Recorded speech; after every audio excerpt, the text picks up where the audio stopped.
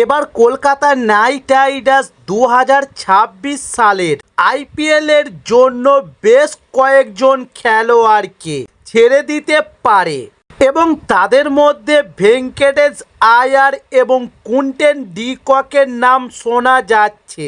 তবে কেকেআর 2026 সালের নিলামের আগে তাদের স্কোয়াডকে নতুন করে সাজানোর পরিকল্পনা করছে, তাই বেশ কিছু খেলোয়াড়কে মুক্তি দিতে চলেছে।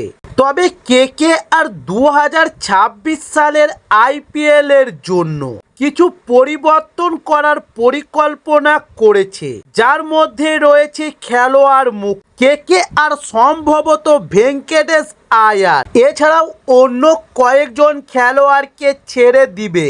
তবে নতুন করে কেকেআর নিলামে খেলোয়াড় কেনার জন্য আগ্রহী, বিশেষ করে একজন ভালো উইকেট কিপার ব্যাটসম্যান এবং একজন ভালো ফাস্ট বোলার।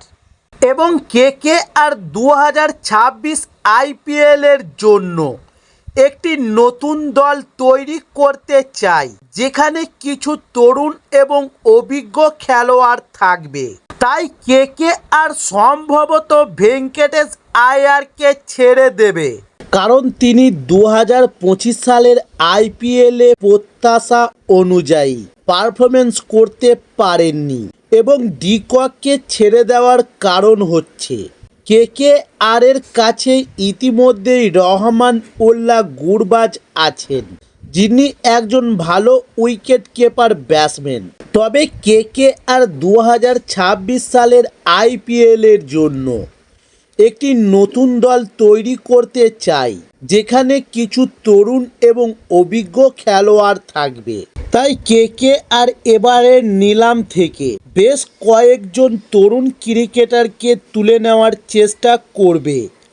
তবে শোনা গিয়েছে 2026 আইপিএল এর জন্য কলকাতা নাইট রাইডার্স এবার সই করাতে পারে বিধ্বংসী ওপেনার ব্যাটসম্যান পৃথ্বী সাহা। এবং এও শোনা গিয়েছে যে 2026 আইপিএলে কলকাতা নাইট রাইডার্সের হয়ে খেলার ইচ্ছে প্রকাশ করেছে এবার সঞ্জু স্যামসন। তবে অতীতেও 2012 সালে কলকাতা নাইট রাইডার্সের সঙ্গেই যুক্ত ছিলেন সঞ্জু স্যামসন। তবে সেবার একটি ম্যাচেও মাঠে নামার সুযোগ হয়নি তার।